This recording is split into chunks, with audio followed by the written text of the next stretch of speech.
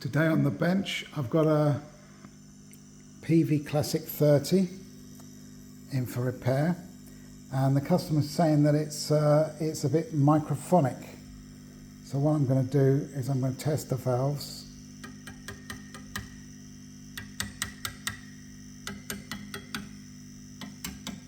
Nothing major on the output valves there. Little bit there. Less on that one. Yeah, that one definitely is quite microphonic. So we've got a mixture of makes here. It looks like a National there. A National Panasonic probably. I'm not sure. I'll have to check that out, take it out. Edychron. I've never heard of that before. I don't even know where they're made, whether they're Russian or what they are. And all of these here, the output valves are Sovitech, which is what you would get probably in the original Classic 30 as it was made.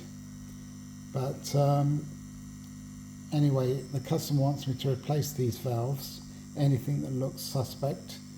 One thing I've noticed is that power transformer is making a little bit of a noise. I don't know if you can hear that. And also when I turn the reverb up, let me just turn the reverb up here. There's a hum on the reverb, so obviously connection to the tray or something like that, or shielding, so I need to look at that as well. I have to check all the capacitors, see if any of it needs recapping. So yeah, there we go. I'm just evaluating this at the moment, and I'm going to be servicing this one today. I'm going to evaluate it today then, and buying some good valves depending on what the customer wants, what sound he likes, because valves make a huge difference in the sound quality. And a popular valve nowadays is the JJ Tesla valve, which is made in Slovakia, and they sound pretty good, and they're quite reliable valves. Sovtech I've found are a little bit hit and miss sometimes, because especially on the preamp side, because the likes of Mesa Boogie, they buy batches and batches of Sovtechs in, and then they test every single one of them for spec. Ones that don't pass the spec, they just give back, and they only keep the good spec ones. And those ones that they give back, they go into circulation and people sell them at reduced rates. And I've had a lot of trouble with Sovtech in the past there, because some of them actually have turned out to be faulty after a while. They last like 2-3 weeks, then they go faulty. So I'm trying to avoid Sovtech at the moment for that reason. Because this is a combo amp, a very good choice of valve would be Electro Harmonics, because they have got very, very strong structure, and they don't suffer with microphony as much as some other valves maybe. There's a lot of good valves you can use in here. Obviously I'm an advocate of new old stock, but they're not cheap here in this country, new old stock valves, whereas in Brazil, when I was doing a lot of valve amps, they were very cheap. New old stock stuff, they were more or less the same price as new valves, but the new old stock, they last about 3 or 4 times longer than the valves being made today, and they're much more reliable, and they have a nicer sound in a lot of cases. I do recommend Electro Harmonics. JJ's good all-rounder for sound. As I say, Sovtech I probably wouldn't use so much, but there's other ones as well. There's Silvana, they're extremely good. There's all the Chinese ones I wouldn't bother with, even PS Fane, which is very, very expensive, and the Gold Line ones, which are very expensive. I just wouldn't use Chinese valves. But yeah, Russian valves generally are extremely good. So any sort of Russian make really would be good in there. As I say, if you want a warmer, darker sound, you would go for something like a Marshall derivative. If you wanted a brighter sound, Harmer valves and maybe TAD, tube amp Doctors, a little bit brighter.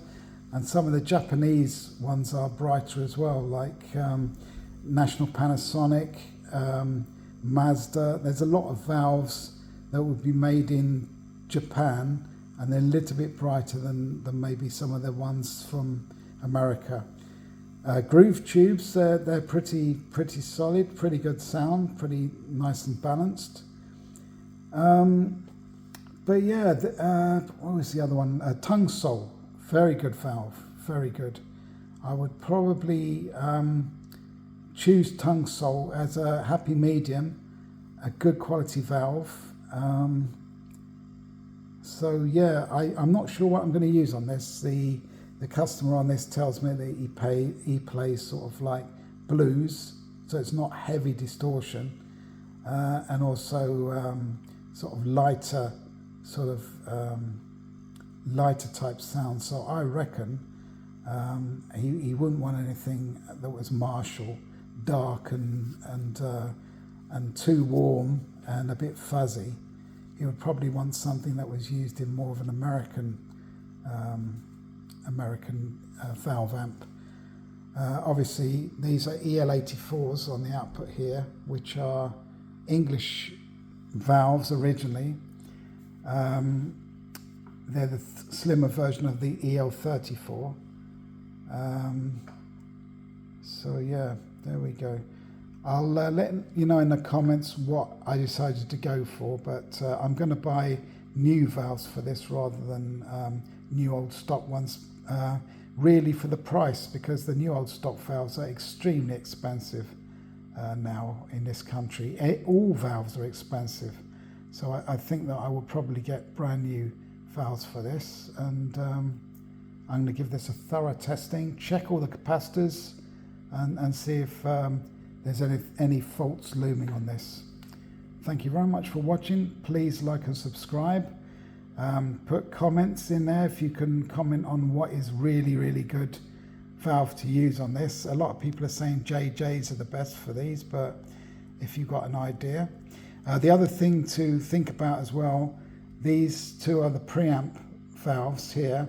This is a splitter valve, so it's good to have a balanced splitter, because obviously you want it balanced to go equally in the two pairs. This is obviously a matched 4, but these are actually 2 pairs, because you've got it's a push-pull type amplifier, so you want a splitter ideally that's properly balanced. The splitter is quite crucial. These obviously affect the tone more than anything else, I would say, the preamps. And the output amps, they're the valves that go the most. So they're probably, you would have to replace these sooner, obviously, than the preamp valves. But the customer's saying that if you tap the case, it's microphonic, but I can't actually see that at the moment. But I suppose it depends what sort of platform you're on. This is on my bench, but if you're not on a very stable surface, then maybe that would cause the microphony to go up a bit. So anyway, I'll leave in the comments anything I do to this. Thank you very much for watching.